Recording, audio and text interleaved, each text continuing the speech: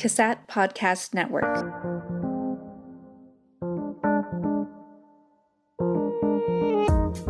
Hello and welcome to Season 4 of CASAT Conversations. I am your host, Heather Haslam.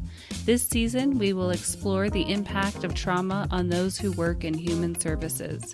You'll hear from researchers, authors, and people with lived experience. We hope you enjoy today's conversation.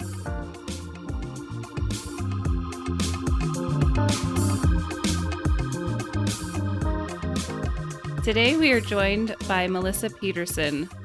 Melissa is a marriage and family therapist. She specializes in treating trauma in individuals and first responders through EMDR therapy, attachment-focused therapy, and a family systems approach. Welcome, Melissa. We are happy to have you here today. Thank you. Good morning, Heather. Good morning. I'm happy to be here.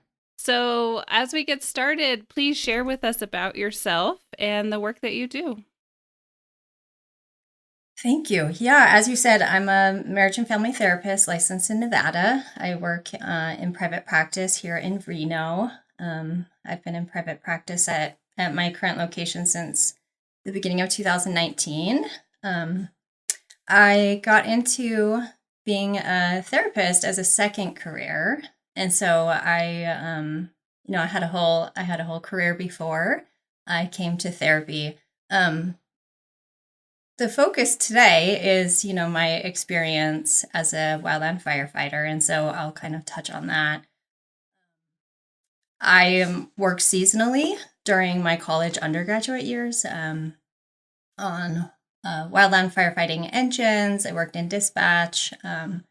This was through a federal agency here in Nevada, and so I really loved it. It was really, really challenging. I grew up in a rural area, and a lot of us, myself included, grew up on ranches, and so ranch kids are ideally suited to go into wildland firefighting because it's a really challenging job, and we were already used to working really hard for long hours. So I had friends and family members who went into fire after high school, and as a summer job, it pays great.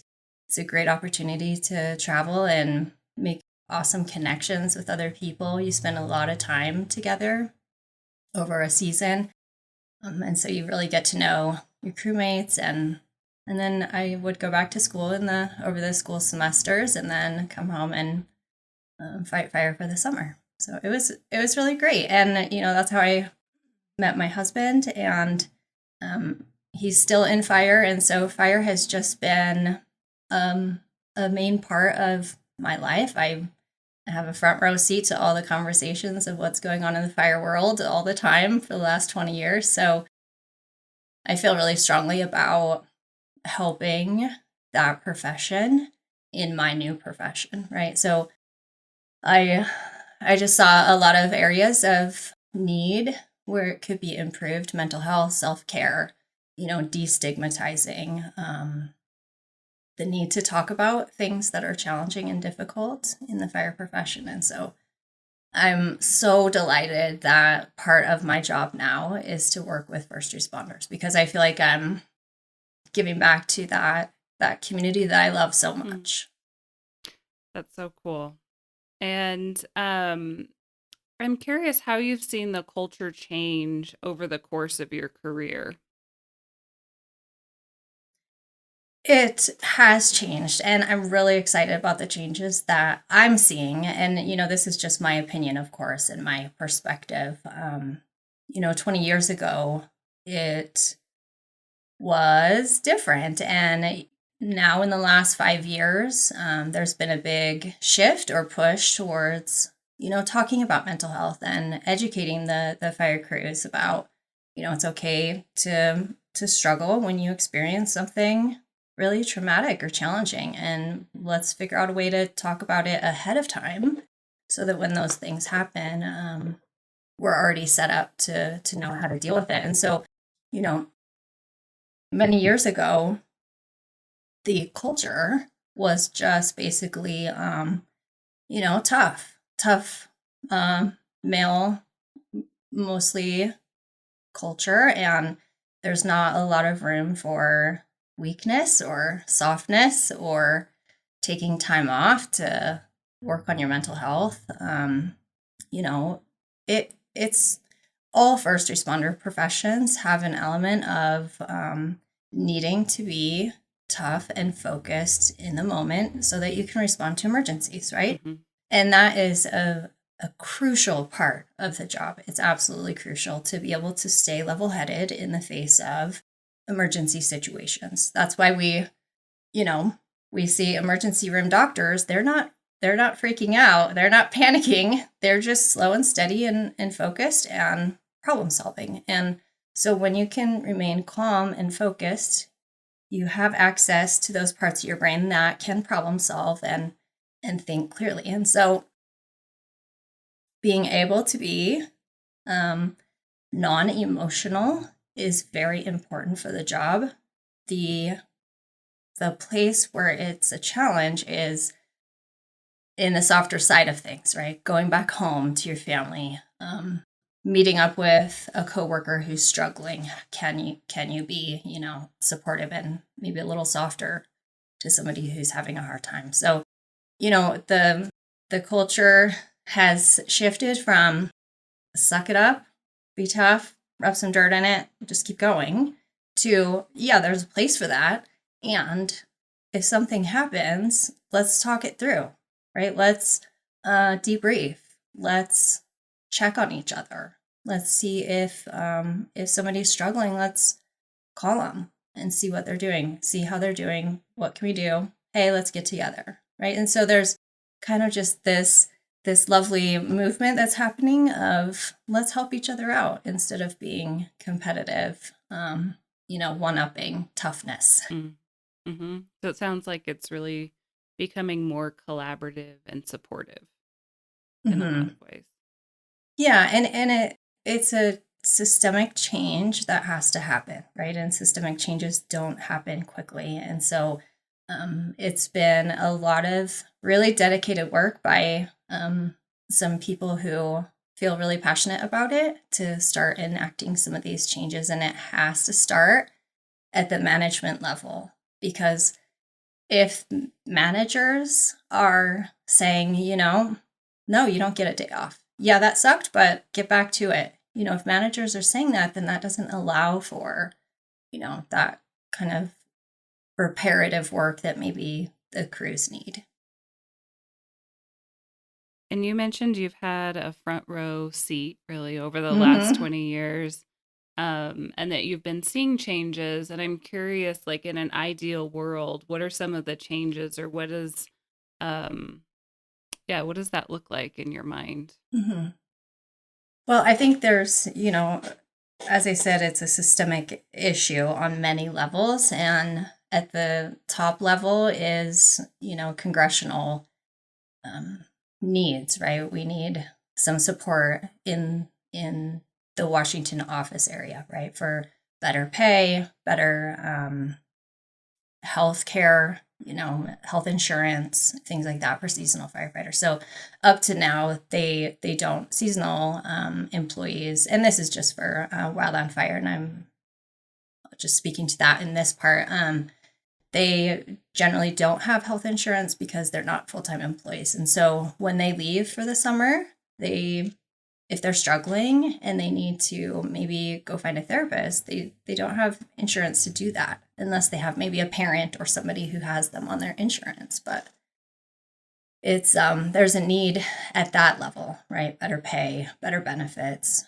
a better home life balance, right? Where it's okay to take some time off. It's okay to, take a day off when it's your son's, 8th birthday and he wants his dad there, right? Or he wants his mom there. So at that management level, if managers can start, having that effect trickle down, that yes, we need to help each other and protect our people so that they come back year after year.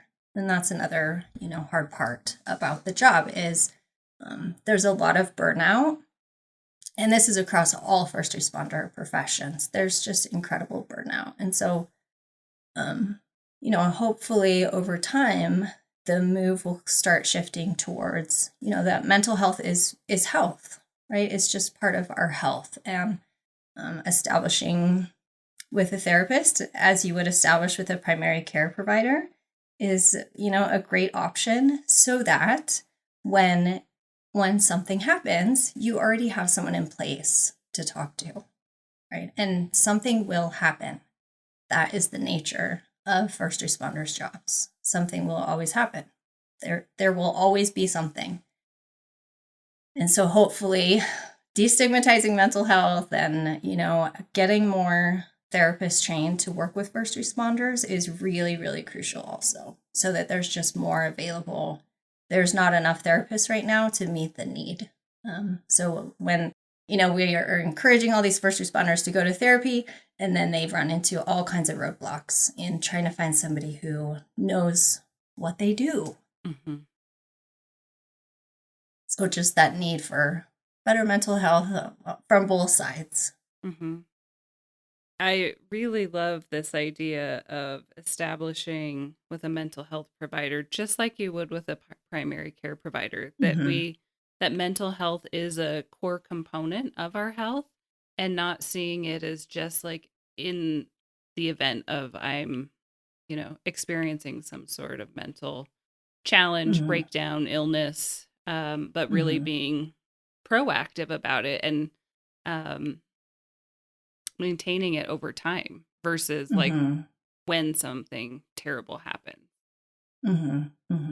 And this is a challenge in the first responder community, right? Because part of their training is to keep it together, right?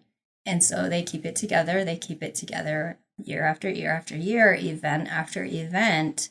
And then what happens, what I see is something happens that for whatever reason, it tips them over the edge. And then they start experiencing some, post-traumatic stress symptoms, some difficulties, sleeplessness, mood changes, irritability, difficulty re-engaging in their work. And so then they seek help when it gets so bad that it feels like they might not be able to do their job. And that's not the place where we want to be trying to find somebody to trust and to open up to, right? Because they're probably already feeling like there's something wrong with them or that they're weak because they need help, right? So if we just look at it from the other side of, hey, let's see who my person is. Let's figure out who this is going to be, my guy, my girl, right? And start getting to know them and let them get to know you. And then when something happens, this is so much easier. It's so much easier. Then you just go and you sit and you talk about it. They already know what you're talking about. They already know what kind of work you do. There's not all the time spent explaining and creating that foundation. It's already created, and then you can just sort of dive in to what's happening in that moment. That's in my ideal world. That's what I wish everyone would do. Yeah.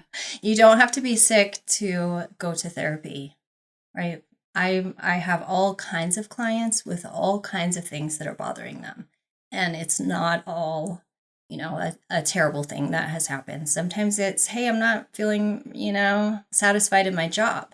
We talk about that, right? That's not a sickness. That's just figuring out, how you want to handle your life. And you can go to therapy for that. A lot of my career has been focused in chronic disease management. And so, it takes a long time to get diagnosed with a chronic disease. It's many years of life happening, behaviors, habits, etc., to get diagnosed with a chronic condition.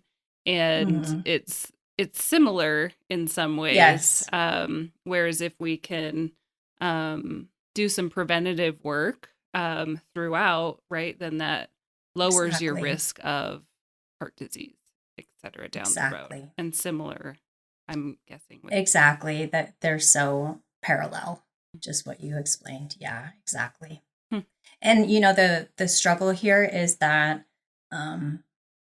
a lot of people don't see it in themselves that that's happening, right? That burnout or cumulative stress has been happening and it's increasing, right? It's like the put the frog in the pot of, cold water and then turn the heat on, right? You just don't notice it until it's too late, right? And so we don't want to have that happen. We want to, if first responders are getting feedback from their loved ones about like, gosh, you seem a little cranky lately. You seem a little impatient. Doesn't seem like you're enjoying your job lately. Those are some like clues. Hey, something's happening here. Something's happening. And so just having, that self-awareness to notice that something's up, and then having the courage and curiosity to go seek somebody to talk to and see what's going on. Yeah. Why do you think that burnout, I think you said that it's increasing. So why do you think that burnout is increasing? Well, if we look at what we've all been through the last couple of years, with the pandemic, that it has been traumatic on everyone in the world, right? At different levels. And when we look at first responders, they didn't get to work from home during that time. They didn't have time off. In fact, they were busier than ever, our medical community and things like that. So burnout is just ripe right now. It is just happening all around in all professions, in the therapy profession as well, right? Therapists were hit hard over the last couple of years, trying to help everyone. And we can't take on everyone that calls. We just don't have the hours in the day for everyone. And so, therapists also fell into that first responder category during the pandemic. And so it just adds up. I think about what's been happening in our world, just as far as everything being politicized, and the Blue Lives Matters, Black Lives Matters, and the stressors on law enforcement during these last couple of years. I mean, there's so many factors at play. Absolutely. And, to circle back and return to my soapbox, what a great time to seek therapy, right? What a great time. This is, unprecedented time in all of our lives. And if it feels like it's hard to handle, it's because it is. It's because it's hard what's happening. And so why not go find somebody that you jive with and, have some conversations? And it doesn't mean you have to go every week. It could be like once a month, once every couple of months. Do a check-in. Have somebody give you a little feedback about, oh, it seems like you're kind of tapped out, or geez, seems like you're handling things a lot better than last time we talked. That's really useful information for people. So, I mean, of course, I'm biased. I think therapy is great, and I think everybody should do it because it just helps people have a little more awareness of how they're doing, right? It helps them to check in on their own, what their body's doing, what their brain's doing, how they're interacting with loved ones. And I just want to highlight what you said about someone you jive with, right? Because I think there's this misconception that you can't shop around for therapists, or, and so I've worked with some therapists and they're like, if you don't like them, ghost them. Like it's no big deal. We do not take it personally. And, as therapists, we know that there's some clients that we just don't match with, or we know that someone else has a specialty or, a niche that would work just perfectly with this person. And so it's fine to change. It's fine. And, especially in the first responder community. So in general, they often don't seek therapy. Okay, so we'll just start there. Like, I'm generalizing, but often therapy is kind of a last resort.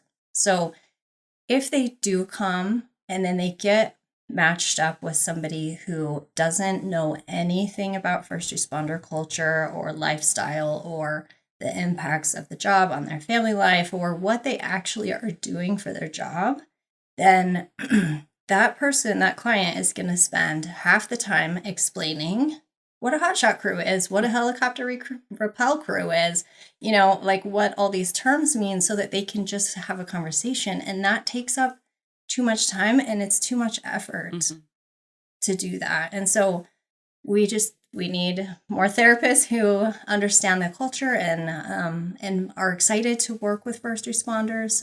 They're such a cool group of people and really fun and energetic and really passionate about the work that they do. And so, and they're very often very motivated to get better, right? So that they can return to work or feel better, get back to what they want to be doing. And so finding a good match is so important, so important. Yeah, that cultural competence. I've heard from a couple of first responders who had seen therapists who weren't culturally competent, that they felt like they were overwhelming or having to console their therapist based on the stories they were sharing and how detrimental that was to their own care. And so that need for cultural competence is critical just in getting, in supporting them effectively. And you bring up such a great point, Heather, that if the client feels like they have to protect the therapist from these really heavy stories, that is not helpful to the client. It's just not. And so having some training or learning, doing some research on the therapist side about what does it mean? What kind of things are they going to say, right?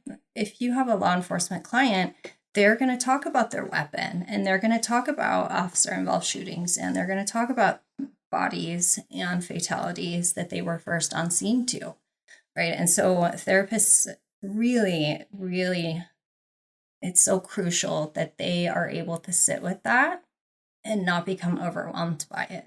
And so, because, a first responder might come in, let's say it's law enforcement, might come in and they might start by saying some little tidbits, right? See how that lands, see if it's overwhelming to the therapist, right? And over time, they're going to share more and more if it feels like the therapist can handle it. And so they're testing also because this is part of their job. So they go and see really traumatic, disturbing things often, and they don't want to share that with their family, right? So they go home, they keep that to themselves because they don't want to upset their partner or spouse or roommate, kids. And so they just keep it internal. And then if at work, no one's talking about it either, what do you do with those visuals? What do you do with those stories, right? And over the years, those things just build up and build up. And so being able to say all the details, if you need to a therapist is going to help that these things don't build up over time. Well, and I think it's incumbent on the therapist, to recognize like, I don't have a capacity to hear these things. And so then it's like, I don't work with first responders, and that's okay. It is okay. There are people absolutely. that have that capacity. And so it's like, okay, who within my community can I refer to who wants to work and hear, and who has I can't think of a better word other than capacity to sit with what the stories they're sharing. Right. And, part of the beauty of finding a therapist who has some background in the first responder field is that, okay, so for example, my first experiences working in fire, I absorbed that mentality, right? Of just be tough, we got to go, right? You just show up to what you're sent to, and whether you are nervous or scared or it looks terrible, you still have to just do it. And so that creates this ability to just kind of compartmentalize, right? And first responders are excellent at that. which is great. So when I went through my graduate school training, learning to sit with people's disturbing stories is part of the training, right? We learn how to do that. And over time, we have our own skills as therapists on how to sit with disturbing stories and what we do to take care of ourselves. And so for me, because I do have knowledge and visuals, and I've heard all kinds of stories just before I was ever a therapist about, what can happen on a fire line, what can happen, in an EMS position. I feel like there's not a lot that can shock me at this point. And so, finding a therapist who has some of those abilities is really, really helpful, because then I can just sit with them when they say, and then I had to shoot them, right? Or I came up on the fire and it was in an airplane with passengers, right? And they were burned. So those are things that have happened, right? And I know about stories like that, and I have heard the details, and I think just over time, it's less and less shocking as a therapist to hear these stories. And I would rather be the place where they can come and say all the terrible things and have it stay right there in that office, and then they don't have to figure out how to live with that and keep it in their head when they go home to their kids or their spouse. Well, and the other piece I hear in that is the ability to practice non-judgment, right? Like, Absolutely. if your views about the world and morals and ethics, if that could get sticky at times when you're hearing different stories. And so I feel like that's something, as a therapist doing the work you do, I would imagine that you're pretty self-aware about. Yes. And that's part of the training of being a therapist, right? Is noticing where your biases are, and where you're maybe feeling a little judgmental, or, things like that. It's the therapist's responsibility to work on that in their own time so that doesn't come into the therapy session. So really you have ongoing work throughout your career, it sounds like, that you're confronted with. So what are your practices for caring for yourself and for identifying when you're experiencing that judgment or bias? Well, I think ongoing frequent consultation with colleagues is absolutely crucial to maintaining competency in our profession. And so, I have weekly, biweekly, monthly consultation groups with all different people. And I think it's so helpful, because if we just stick with the same kind of small group, it's easy to get a little off track, right? Because that group is kind of insulated. And so having a wide variety of people that you consult with is just absolutely crucial. Because I want someone in my consultation group to say, like, ooh, it seems like you kind of, are feeling sensitive about that, or that you're not really enjoying this work, or, I need that feedback from my colleagues. It's so important to me doing good work in the room with clients. And then, of course, ongoing trainings in all kinds of topics, cultural competencies and ethics, and, advancing my skills in different areas and things like that. So, yeah. Yeah. That need to have someone reflect back to you, just as you're doing with your clients. Like, oh, you might want to be aware of this. It's helpful to have those people that you trust. Absolutely. So, based on the work that you've done with first responders, what long-term impact have you seen from both major critical incidents and the daily wear and tear of the job?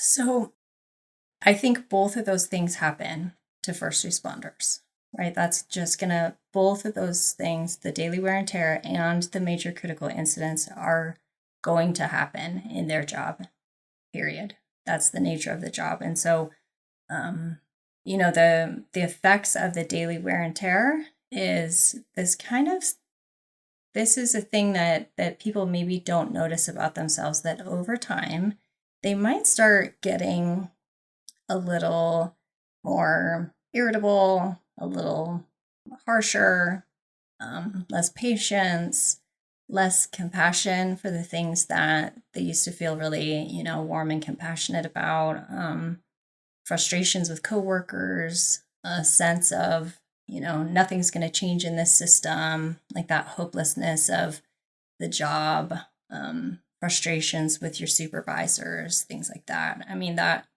over time, those things start happening, and it's easy to see from the outside. I can see that, right? And then when I ask people, what were you like before you were a first responder, right? Like, who were you before you started in this job? And let's look at the difference, right, over how you feel today versus who you were, 20 years ago.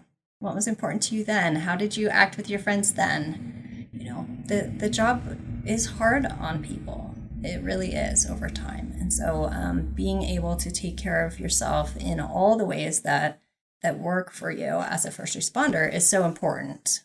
And that helps prevent some of that long-term burnout that can happen. So then on the other side of that, let's say we have this wear and tear, daily wear and tear of burnout that's happening. And then a big critical incident, traumatic event happens at work that I have seen. It can just push people over the edge. And so what I mean by that is all of a sudden they go to a scene, they get called out, and nothing about it is really different than something that they've seen before. But for whatever reason, this one sends them into a panic attack. It sends them into post-traumatic stress symptoms. So that would be, hypervigilance, sleep disruptions, eating disruptions, mood, angry outbursts, a need to just stay home and not do anything.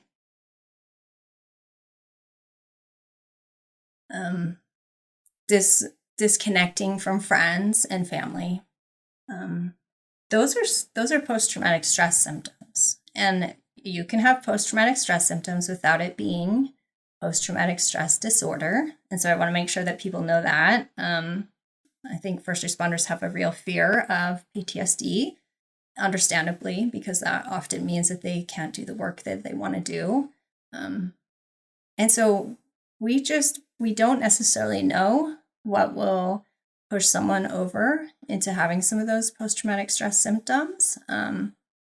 Sometimes it's about, I know our therapists listening will know about the ACEs, adverse childhood experiences. And there's some research that shows that people with higher adverse childhood experience situations, they are a little more predisposed to having some post-traumatic stress symptoms when something happens. And so the same person can experience the same event side by side, and it will affect each of them very differently. And that's just based on, their own childhood experiences, their temperament, their personality, all those things.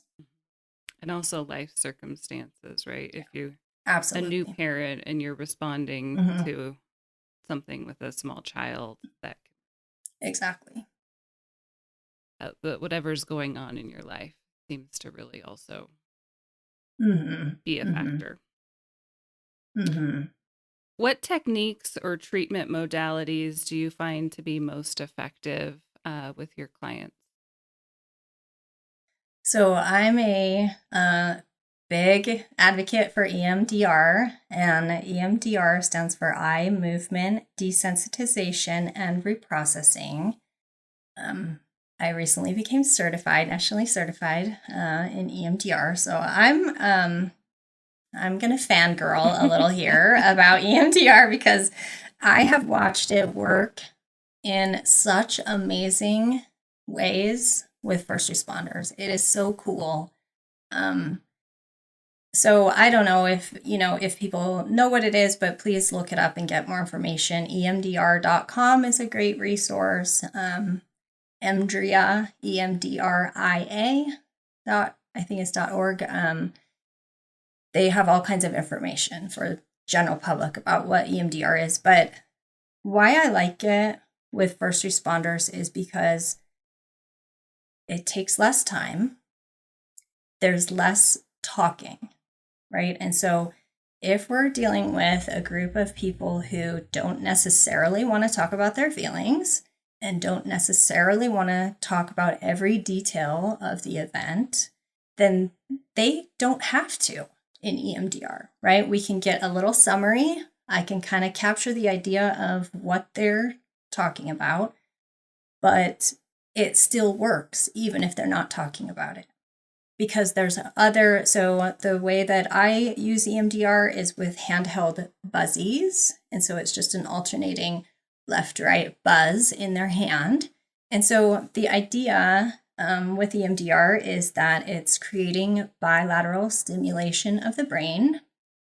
And for whatever reason, scientists have figured out that this helps our brains reprocess traumatic events. And so when a trauma happens, it gets kind of trapped as a little bundle of the memories, the body sensations, the smells, the sights, the sounds, the emotions that we had at the time of that traumatic experience. And it doesn't get processed out like normal memories.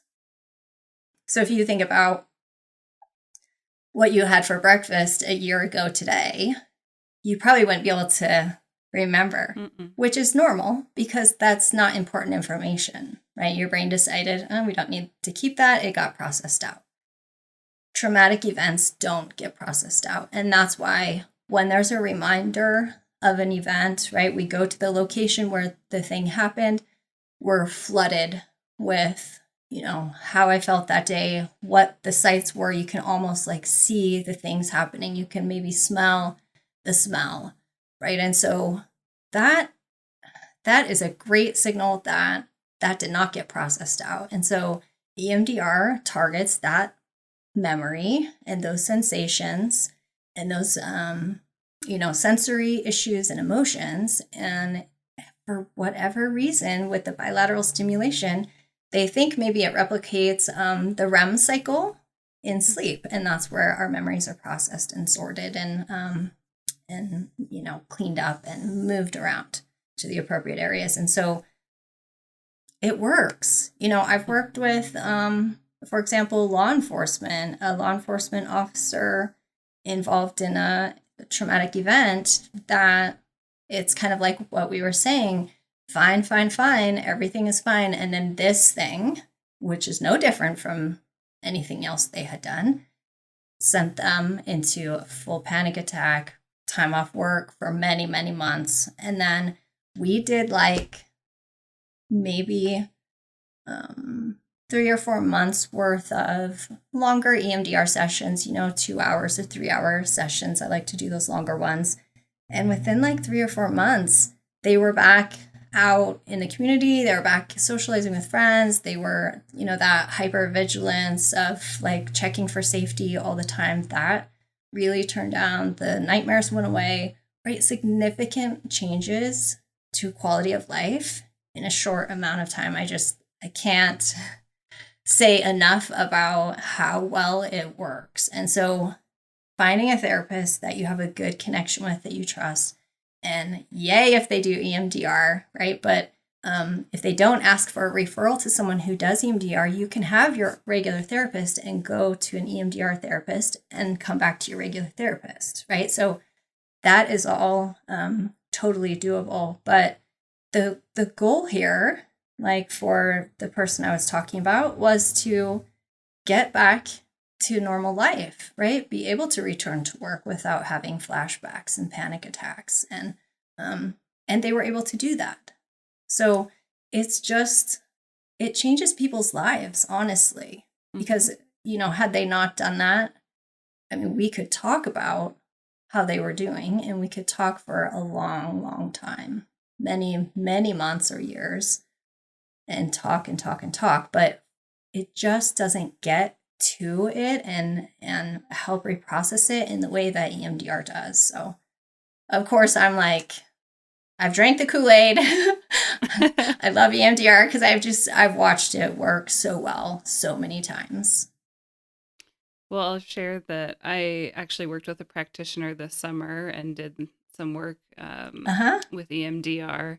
And the part that struck me, and I'll be curious your thoughts on this, is, as we were going through the practice of it, it was like I was amazed at how different traumatic events in my life seemed connected. And then it was like rewiring those. So things that I would have never even thought were connected were somehow like processed or connected in my brain. Mm-hmm. And it was like being able to shift that in a way.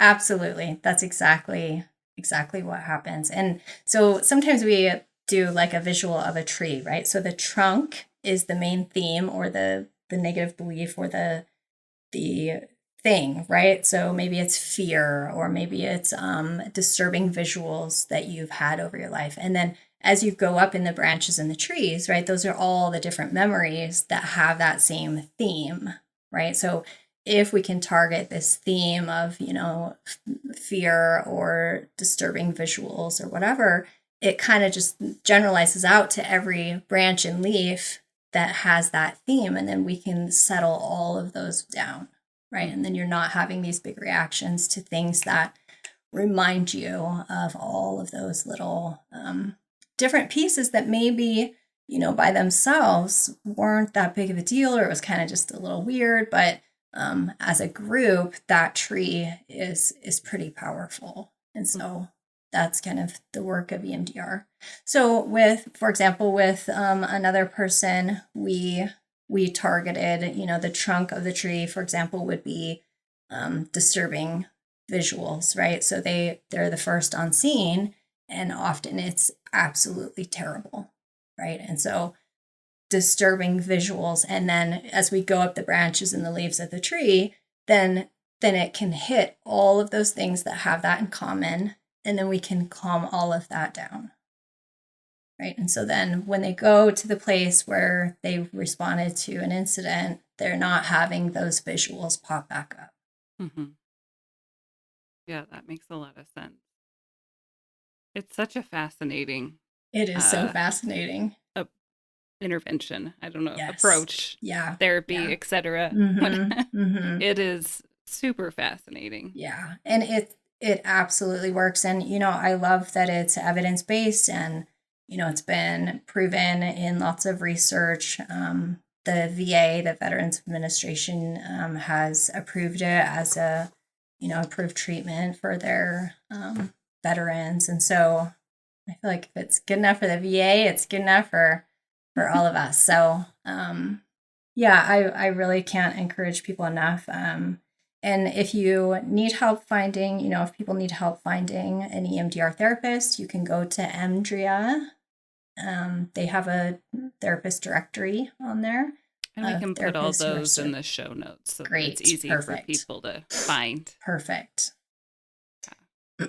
Okay, so aside from EMDR, it's really important to find a therapist who has training in treating trauma. And so maybe that's trauma-focused CBT, just some training or experience working with trauma is very important for first responders to look for in when they're trying to find a therapist. The other thing I wanted to share, and hopefully you can put this in your show notes as well, is absolutely. Okay, so we all know about Psychology Today, psychologytoday.com. So you can filter the search results there for trauma, PTSD, EMDR. So that's a great resource.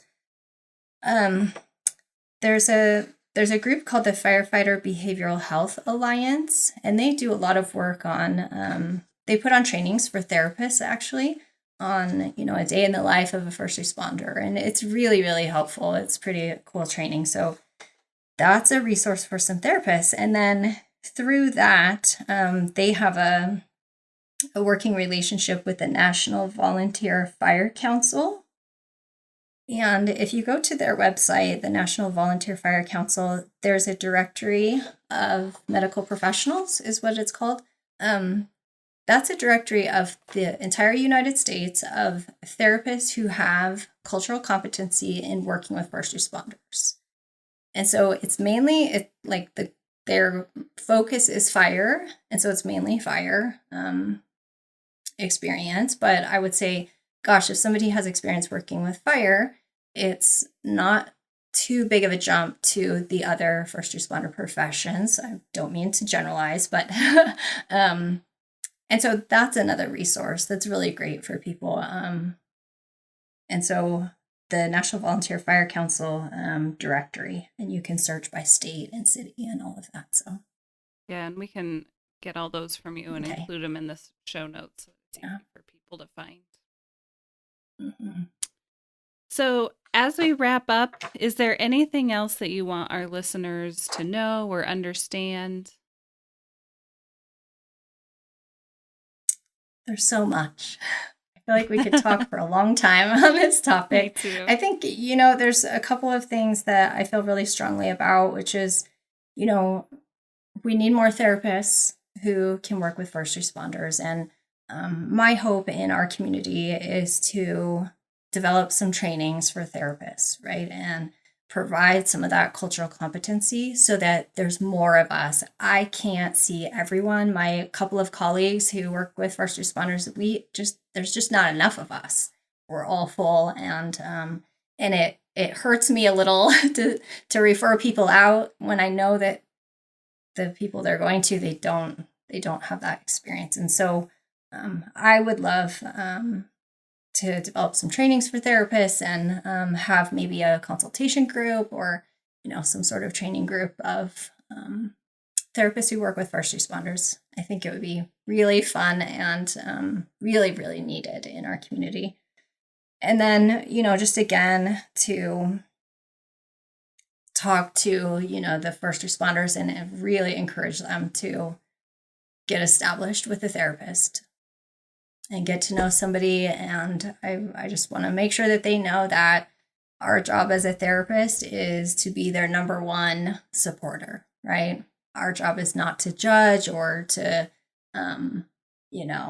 tell them they're doing things wrong or any of that, right? It's to be, gosh, let me be your biggest cheerleader here, and let's figure out what you need to get through this and how this will work best for you, right? What do you need? How can I be helpful to you? So establishing with a therapist is really, really important. I think there's one thing we haven't talked about also. It's this niche of females in the first responder community. I feel really strongly about that as well, because I know that's a demographic that that really struggles, because now I want to honor that they wouldn't say they're struggling, okay? They're tough ladies doing really hard jobs. And the reason why it's a challenging demographic is because they're in a male-dominated profession. In at least fire and law enforcement, it's male-dominated. And women have to work harder than everyone else to prove that they deserve to be there, right? So maybe that's being stronger, faster, better with the book part of it, knowing the medicines better, knowing the, interventions better as, an EMT or EMS, as a paramedic, things like that. It's very challenging being a female. Maybe law enforcement might be the most challenging, right? And so I just want to give a shout out to females in first responder professions, because I get what it takes to be where you are, and admitting weakness is even harder for them, right? Because they're working so hard to show that they can handle this, and there's no complaining, there's no, asking for special treatment, there's none of that. And so, pairing up with a therapist, a female first responder, finding a good therapist, I think would be absolutely amazing, because then they would have a level of support that they're probably not getting at work. Yeah, it's funny, I almost asked you about that when Mm-hmm. you shared earlier, 20 Mm-hmm. years ago, being a female in Wildland Fire, I would Mm-hmm. imagine there weren't many of you. There weren't. There weren't. And Um, in fact, I was, at the fire station I was stationed at, I was probably one season, there was another girl there, but the rest of the time I was the only girl at the station, the only girl on the engine, often the only girl on the fire, right? And so there's eyes on you, different, right? To see if you measure up, to see if you can handle it, to see if you're gonna, cry or wuss out, or those types of things. And so it's just this extra layer that women have to work through to prove that they deserve to be there. I yeah. mean, for example, let's talk about the PAC test, which is the physical fitness test that wildland firefighters have to do. It's a standard fitness test, and so everyone carries a 45-pound pack over 3 miles in less than 45 minutes. So every year, I had to prepare so hard to be able to pass that, because at the time, 45 pounds was like a third to almost half my body weight. And I'm like, 5'5". And walking next to me are, 6'2", 220 dudes who are just like strolling along. I'm like one step below a run, right? You can't run, you have to walk, but I'm like just hauling butt, right? And so in that way, right, I'm not going to ask for special treatment. I'm not going to ask for something to change so that it's easier for me. But what I did get was immense satisfaction. And I know I worked harder than everyone else, and I did the same thing that they did, right? It was harder for me physically, literally, because the weight was more compared to what I have on my body, right? Does that make sense? Oh, yeah. It makes Yeah, perfect sense. Yeah, I'm just imagining your little I body know. and like, Yeah, yeah. yeah, it's a And big they're just deal. like chatting with each other and strolling along. And, they're like, oh, I had, 7 minutes to spare. And I'm like hauling in and 30 seconds to spare. Happy I made it.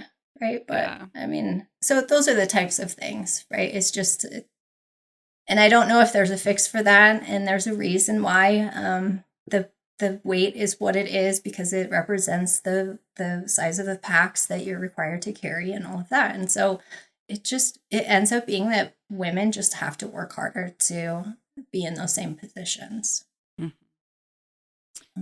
And what made you want to become a therapist and do this second career? Mm-hmm.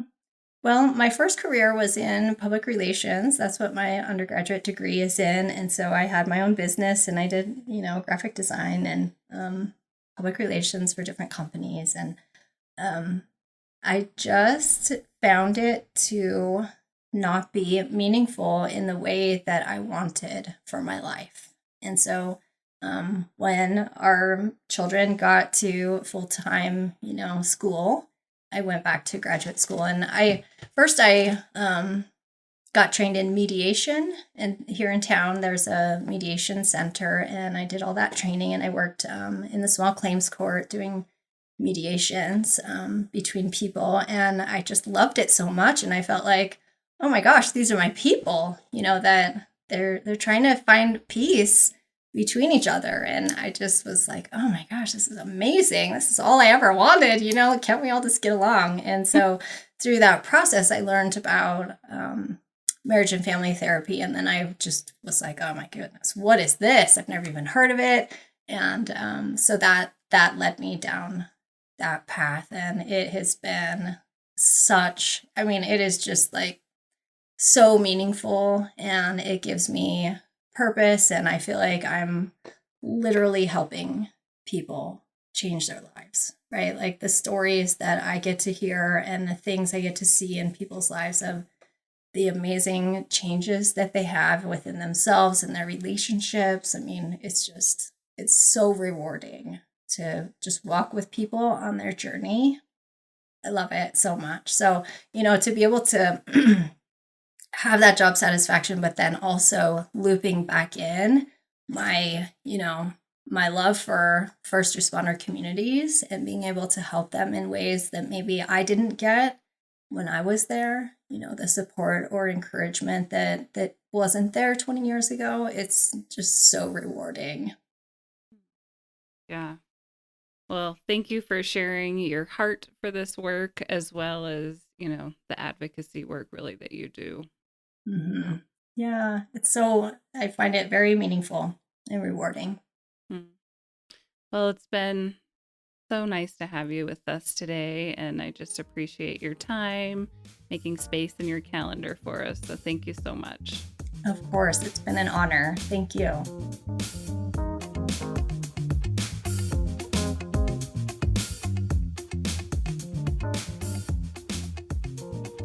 Thank you for listening to CASAT Conversations, your resource for exploring behavioral health topics. We hope you found today's conversation timely and meaningful.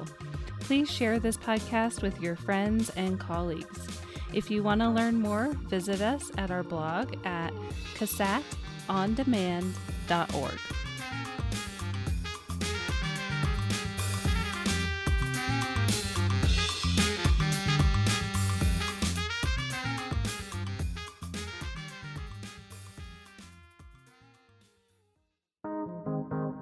CASAT Podcast Network.